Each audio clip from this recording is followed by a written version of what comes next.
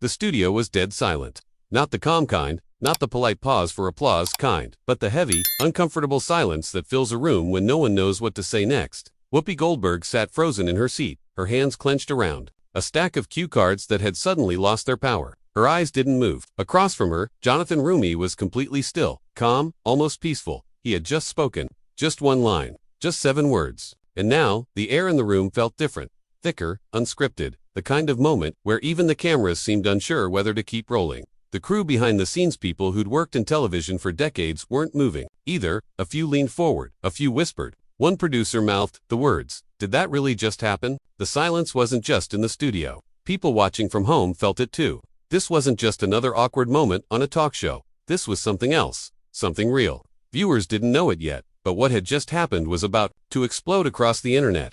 Those 7 words would tear through social media, spark arguments across dinner tables, and start a conversation Hollywood had been trying to avoid for years. But if you want to understand what really happened that day, why Whoopi Goldberg was speechless, why Jonathan Roumie didn't flinch, you have to go back a little. This moment wasn't random. It didn't come out of nowhere. It was built, piece by piece, behind the scenes. It started quietly, with one email, one invite, a simple appearance on a daytime talk show. But that invitation didn't come with kindness. It came with an edge. This wasn't meant to be a friendly conversation. It was something closer to a trap. Carefully planned, personal, and waiting for just the right moment to strike.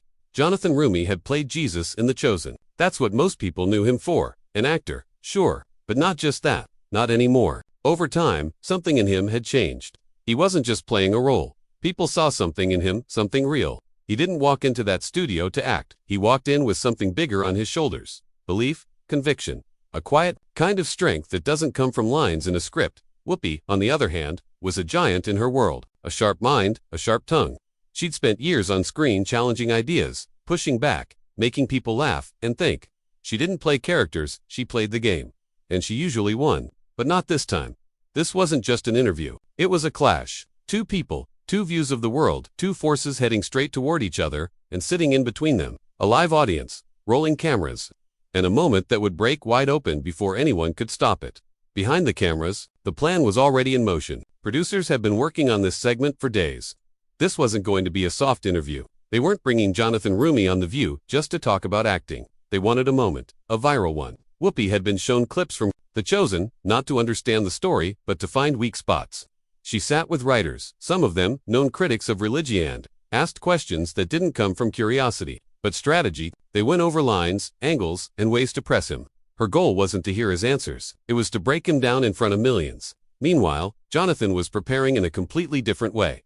No media coaching, no rehearsed comebacks, just silence, prayer, and more silence. For 3 nights he stayed mostly to himself. He read scripture. He asked God to give him the right words at the right time. Friends warned him not to go. They'd seen what happened to people like him, faithful, quiet, unshakable, when they walked into rooms built to tear them apart. But Jonathan felt certain. Sometimes the lion's den is where you're meant to be, he said to one friend over the phone. That was all he needed to know. The morning of the show, the studio felt colder than usual. Not in temperature, just in energy. The applause when Jonathan walked on stage was polite but thin. There was no warmth behind it. He noticed a few people in the audience holding rosaries, others sitting stiff with their hands folded tight in their laps. One man wore a The Chosen t-shirt and gave him a small nod when he passed. That was all, just a nod. But it meant something. Jonathan took his seat, calm, straight-backed, focused. Whoopi's smile was wide but sharp, like someone who'd already decided how this would go. Jonathan Roumie, she said, introducing him. Star of The Chosen, where he plays.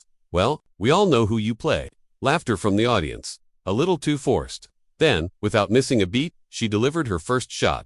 So, tell me, she said, eyes locked on him, do you actually think you're Jesus, Jonathan? It was meant as a joke. But the tone wasn't light. It carried weight. It was the kind of question designed to trap someone. Either laugh along and minimize your work, or answer seriously and risk looking delusional. Jonathan smiled, not in defense, but in understanding. He reached for the cross around his neck, gently touching it. When people see you as Christ, he said, you carry something that's bigger than yourself. It's not about thinking I'm him. It's about knowing the responsibility that comes with representing him to people who are searching. Whoopi leaned back, not satisfied. She wasn't done. So you believe in all of it? She asked. The miracles, virgin birth, walking on water, resurrection. She let out a short laugh. I mean, come on, Jonathan, it's 2024, aren't we past fairy tales? The crowd laughed with her, but it wasn't full. Some people just looked down. Others watched Jonathan to see what he'd do. He didn't snap back. He didn't fold.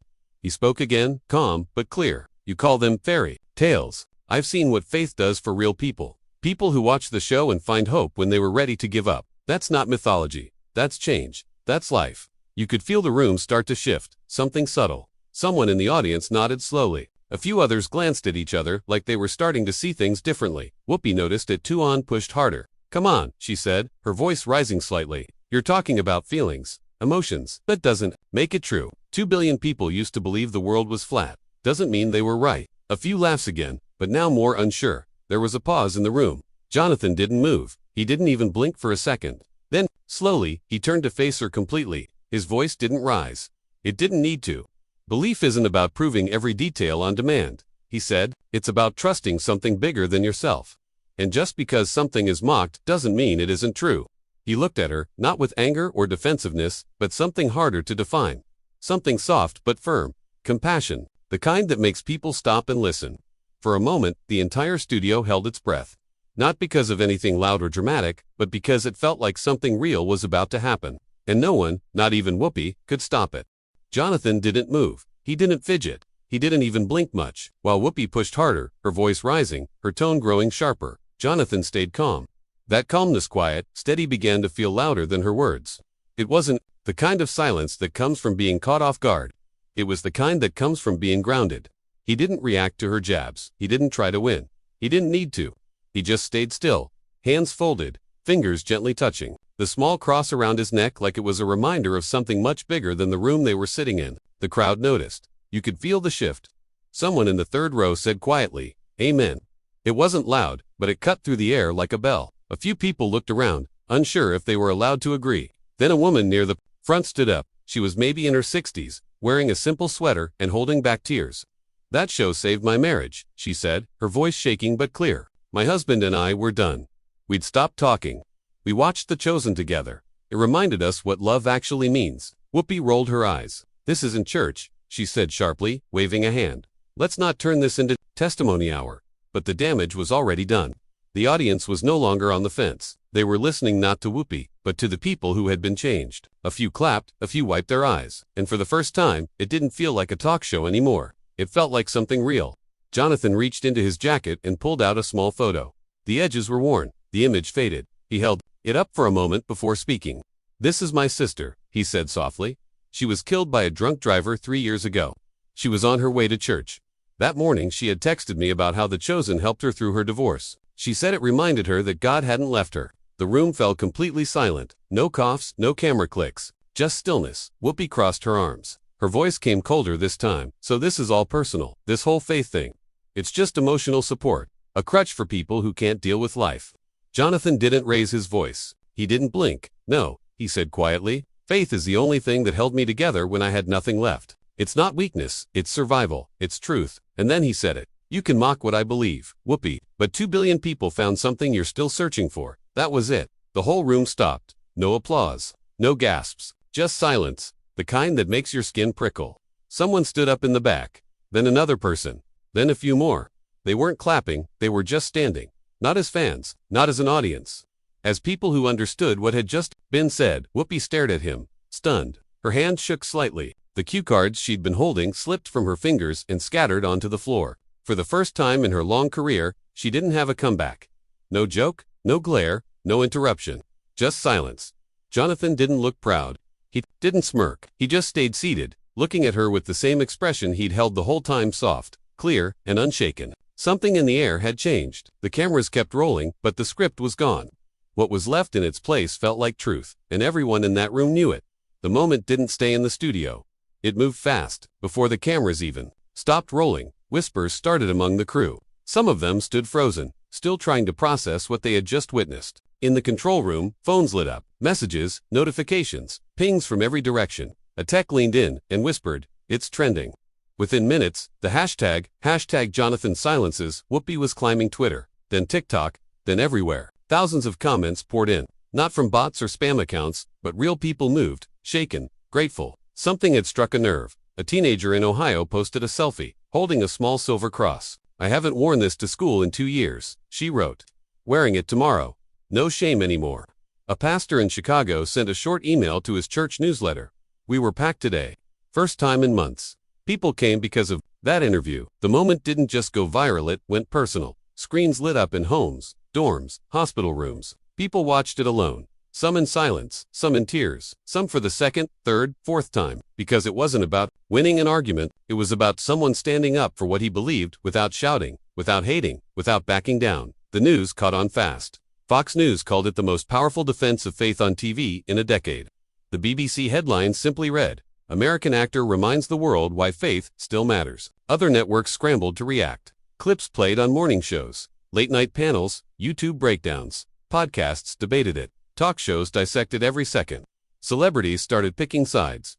A few praised Jonathan, others stayed quiet maybe. Unsure what to say, maybe just afraid to speak into something that felt bigger than fame. And Whoopi, she didn't say anything. Not that day, not the next. 3 days passed, and still, silence. Then, finally, a single post from her account.